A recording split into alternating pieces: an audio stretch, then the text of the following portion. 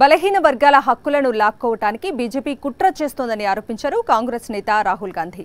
నిర్మల్లో కాంగ్రెస్ జనజాతర బహిరంగ సభలో సీఎం రేవంత్ రెడ్డితో కలిసి రాహుల్ పాల్గొన్నారు. ఈ సందర్భంగా మళ్లీ ఎన్డీఏ అధికారంలోకి వస్తే రిజర్వేషన్లను తొలగించే ప్రమాదం ఉందన్నారు రాహుల్ గాంధీ.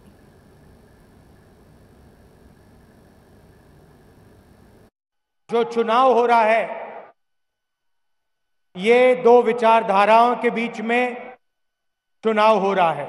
एक तरफ कांग्रेस पार्टी जो कॉन्स्टिट्यूशन को, संविधान को बचाने की कोशिश कर रही है, इस किताब की रक्षा कर रही है, और दूसरी तरफ बीजेपी और आरएसएस जो इस किताब को, संविधान को, आपके हक को खत्म करना चाहती है। और बीजेपी के नेताओं ने सीधा देश की जनता को कहा है कि अगर वो चुनाव जीतेंगे वो इस संविधान को बदल देंगे, खत्म कर देंगे, और अगर संविधान खत्म हो जाएगा तो रिजर्वेशन खत्म हो जाएगा। 22-25 लोगों का नरेंद्र मोदी जी ने 16 लाख करोड़ रुपया कर्जा माफ किया है। రిజర్వేషన్లపై బీజేపీ మనసా వాచా కట్టుబడి ఉందన్నారు తెలంగాణ బీజేపీ అధ్యక్షుడు కిషన్ రెడ్డి. రిజర్వేషన్లను టచ్ చేసే సాహసం ఏ పార్టీ చేయబోదన్నారు. ప్రజలకు ఇచ్చిన హామీలను అమలు చేయడం చేతగాక ఇలాంటి తప్పుడు ప్రచారాలకు కాంగ్రెస్ పాల్పడుతోందని మండిపడ్డారు. ఇక కాంగ్రెస్ ప్రభుత్వాన్ని కూల్చే ఉద్దేశం తమకు అస్సలు లేదని, ఒకవేళ అంతర్గత కలహాలతో ప్రభుత్వం కూలిపోతే ఏమీ చేయలేమన్నారు కిషన్ రెడ్డి. రాజకీయాలలో బాధ్యత లేవా? ఏదైతే మాట్లాడొచ్చా? రిజర్వేషన్ తీస్తాను కలవాడు ఆయనకు ఇంట్లో కూర్చుంటే రాత్రి పండుకుంటే రిజర్వేషన్ తీస్తాను ఎవడు చెప్పిండు?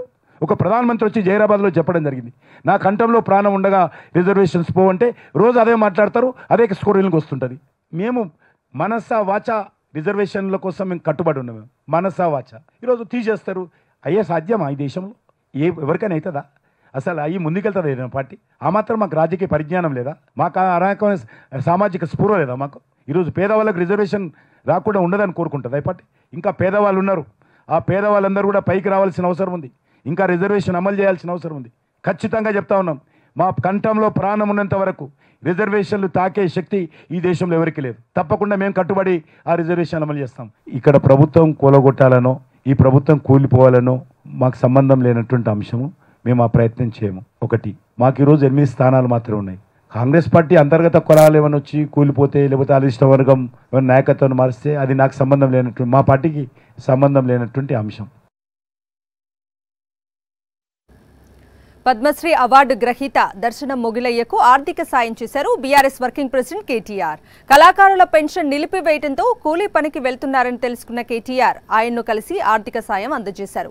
తక్షణమే కళాకారుల పెన్షన్తో పాటు అన్ని రకాల హామీలను నెరవేర్చాలని ప్రభుత్వానికి విజ్ఞప్తి చేశారు.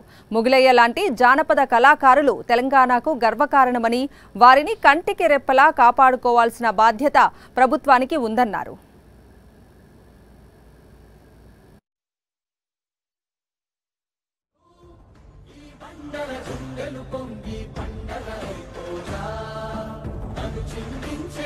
ప్రాణాలతో ఉంటే మా నమ్మకం నువ్వే జగన్, మా నమ్మకం నువ్వే జగన్, మా నమ్మకం నువ్వే జగన్, నమ్మకం నువ్వే జగన్, నమ్మకం నిన్నే జగన్.